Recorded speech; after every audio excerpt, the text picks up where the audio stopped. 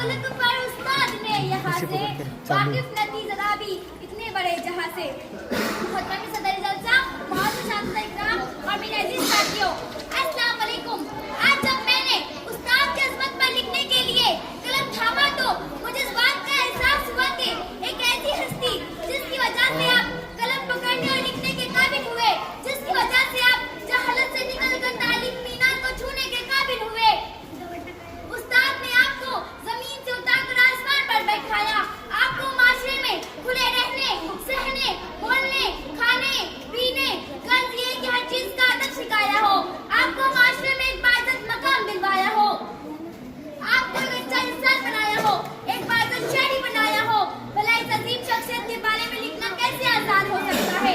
बरसते हो सावन की तरह प्यासी जमीनों पर, बरसते हैं सावन की तरह प्यासी जमीनों पर, उन्हीं के गोद से सब नामूर इजाद होते हैं।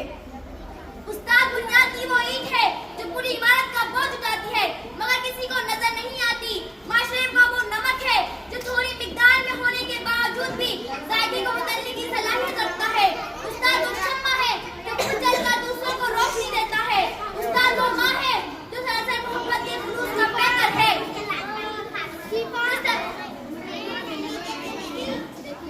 उस्ताद हमें अंधेरे से निकालकर रोशनी की राह में जीना सिखाते हैं। जिस तरह फूलों को चमन की जरूरत होती है, चांद को दमक की जरूरत होती है, सूरज को चमक की जरूरत होती है, उसी तरह माशरे को उस्ताद की जरूरत होती है।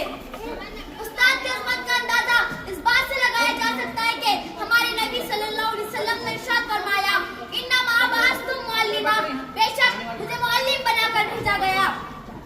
सदर आली वकार कोई आसान काम नहीं, थके बगैर, रुके बगैर, नाउम्मीद हुए बगैर, तनकीद की परवाह किए बगैर, हर मौसम में, हर हालत में चेहरे पे मुस्कान, दिल में मोहब्बत और लब में दुआ और हाथों में इल्म का परचम लेकर मुसलसल चलने का नाम ही उस्ताद है।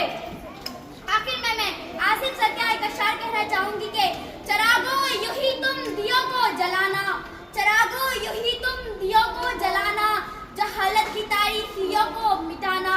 तुम्हारे ही दम से है दुनिया ये रोशन, तुम्हारे ही दम से है दुनिया ये रोशन। कभी ना तुम अपनी स्लो को बुझाना, कभी ना तुम अपनी स्लो को बुझाना।